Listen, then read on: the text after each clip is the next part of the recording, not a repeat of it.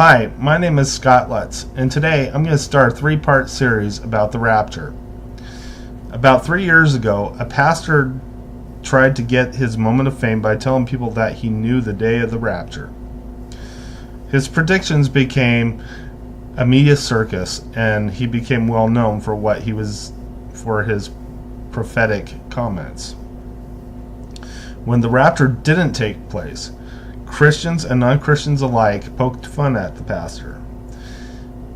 During a wrestling event, a well-known wrestler commented, "I am disappointed that the rapture didn't take place yesterday. I was looking forward to it." But what is the rapture? First of all, we have to note that the word rapture is nowhere in the Bible.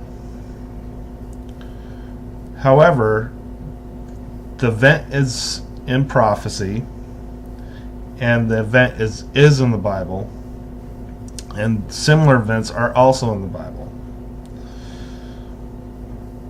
The word rapture is a church term meaning to be snatched up. It is the event where Jesus Christ comes back for his church before the tribulation begins. There are three main belief theories concerning the rapture that are important to discuss. Post-tribulation rapture. This is the belief that the church will be here during the tribulation. Those who believe in this theory believe that the second coming of Christ and the rapture are the same events. Mid-tribulation rapture. People who believe in this claim that the rapture will take place in the middle of the tribulation. They also believe that there will be a multiple raptures or a partial rapture. According to this belief, believers will be raptured according to spiritual maturity. Pre-tribulation rapture. And this belief is based in the promises that true believers will not have to face the events of the tribulation. This is supported by 1 Thessalonians 5:9-10. For God did not appoint us to suffer wrath, but to receive salvation through our Lord Jesus Christ. He died for us so that whether we are awake or asleep, we will live together with him. But believe it or not, if you read the Old Testament, there are similar events to the rapture. This, of course, is not the prophesied rapture of the church. But two men in the Old Testament were raptured during Old Testament times. The two men I referred to were Enoch and Elijah. Let me read these Bible verses to you so you can get the idea. Genesis 5:24. Enoch walked with God, then he was no more, because God took him away. The Bible doesn't say very much about Enoch. We know he was a relative of Noah, a descendant of Noah, but we don't know very much about him. We do know, however, that he had such a close relationship with God, and God considered him blameless. So God, instead of Enoch having to taste death, God decided to use Enoch again, and that he will use Enoch again, I should say, and we know, so God raptured him. Enoch, the Bible does not record his death, so we know that's very possible that he was raptured. The second verses we are going to go to are 2 Kings 2:18, and this is Elijah's story. Elijah and Elisha were on their way from Gilgal. The Lord was going to use a strong wind to take Elijah up to heaven. Elijah said to Elisha, "Stay here. The Lord has sent me to Bethel." But Elisha said, "I won't leave you. And that's just as sure as the Lord and you are alive." So they went down to Bethel. There was a company of prophets at Bethel. They came out to where Elisha was.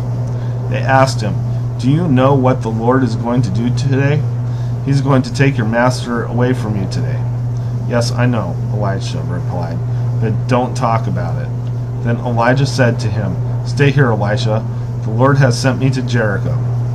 Elisha replied, I won't leave you, and that's just as sure as the Lord and you are alive. So they went to Jericho. There was a company of prophets at Jericho. They went up to where Elisha was. They asked him, Do you know what the Lord is going to do? He's going to take your master away from you today. Yes, I know, Elisha replied, but don't talk about it. Then Elijah said to him, Stay here. The Lord has sent me to the Jordan River. Elisha replied, I won't leave you, and that's just as sure as the Lord and you are alive. So the two of them walked on. 50 men from the company of the prophets followed him. The men stopped and stood not far away from them. They faced the place where Elijah and Elisha had stopped at the Jordan River. Elijah rolled his coat up. Then he struck the water with it. The water parted to the right and to the left. The two of them went across the river on dry ground. And they had gone across. Elijah spoke to Elisha. He said, Tell me, what can I do for you before I am taken away? Please give me a double share of your spirit, Elisha replied. You have asked me for something I cannot give you. Elijah said, Only the Lord can give it. But suppose you see me when I am taken away from you. Then you will receive what you have asked for. If you don't see me, you won't receive it. They kept walking along and talking together. Suddenly a chariot of horses appeared. Fire was all around them. The chariot and the horses came between the two men. Then Elijah went up to heaven in a strong wind. Elisha saw it. He cried out to Elijah, My father, you are like a father to me. You are the true chariots and horsemen of Israel. Elisha didn't see Elijah anymore. Then Elisha took hold of his own clothes and tore them apart. He picked up the coat that had fallen from Elijah, then went back and stood on the bank of the Jordan River. Then he struck the water from Elijah's coat. Where is the power of the Lord? He asked. Where is the power of God, of the God of Elijah? Then Elisha struck the water. It parted to the right and to the left. He went across the river. The company of the prophets from Jericho were watching. They said, The spirit of Elijah has been given to Elisha. They went over to him. They bowed down to him and their faces toward the ground. Look, they said, we have 50 able men. Let them go and look for their master. Perhaps the Spirit of the Lord has lifted him up. Maybe he has put him down on a mountain or in a valley. No, Elisha replied, don't send them. But they kept asking until he felt he couldn't say no. So he said, send them, and they sent 50 men. They looked for Elijah for 3 days, but they didn't find him. So they returned to Elisha. He was staying in Jericho. Elisha said to them, Didn't I tell you not to go?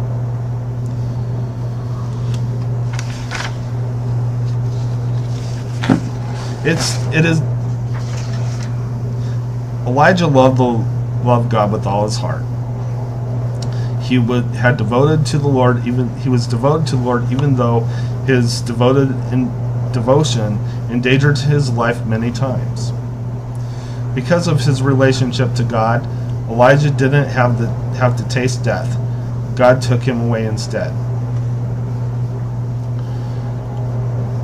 So that's all I really have time for today. I want to thank you for listening to the first part of this lesson about the rapture. I'll see you next time. God bless.